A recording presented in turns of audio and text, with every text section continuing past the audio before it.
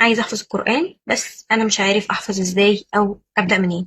اولا انت محتاج تسمع كتير جدا، تسمع قرآن كتير.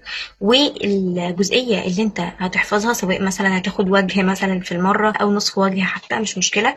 المهم ان الجزئية اللي انت هتاخدها ديت تبدأ ان انت تجيب شيخ مثلا بتحبه وتكون قراءته كويسة. بسمع الاول الايات، بسمع اول آية بالراحة خالص كده، وكأنما ان انا هحفظ الآية دي بس دلوقتي. اسمع الآية دي اشوف تفسيرها عشان ابقى فاهمة انا بتكلم عن ايه، ابقى فاهمة السياق اللي انا بتكلم فيه عشان ما بقاش بحفظ وخلاص، انا ببقى بحفظ وبفهم في نفس الوقت.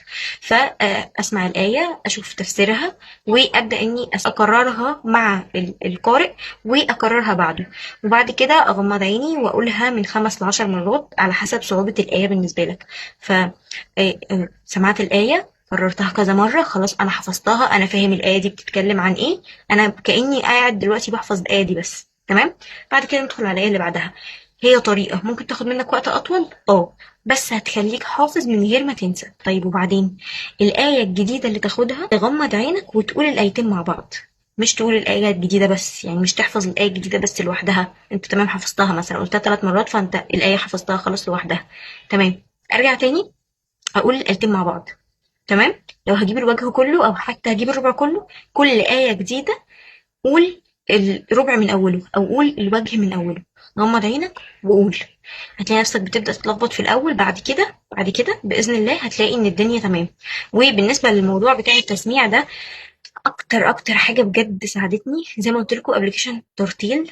الابلكيشن ده يعني رهيب بجد، ما شاء الله، تحفة تحفة تحفة. احلى حاجه ان هو بيشتغل بالاي اي، بيشتغل بالذكاء الاصطناعي. بحيث ان هو انت دلوقتي مثلا سمعت، تمام، فبيخفي لك الصفحه وانت بتقرا، وهو بيبدا ان هو يظهر الكلمات مع القراءه بتاعتك. فالموضوع بجد بجد تحفه تحفه، وبيسهل عليا جدا جدا جدا الحفظ. يعني اللي هو بيبدأ يظهر لي الكلمات كده كلمة كلمة، فأنا بحس إن أنا تمام، لا أنا تمام، أنا ماشي صح. أنا حفظت مكان الكلمة فين بالظبط، انا حفظت شكل الصفحة. جميل جميل بجد.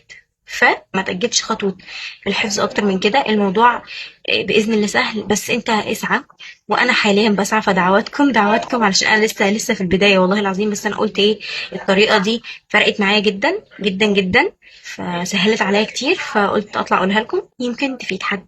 ولو 1% فاخد ثواب 1%. فشكرا، السلام عليكم.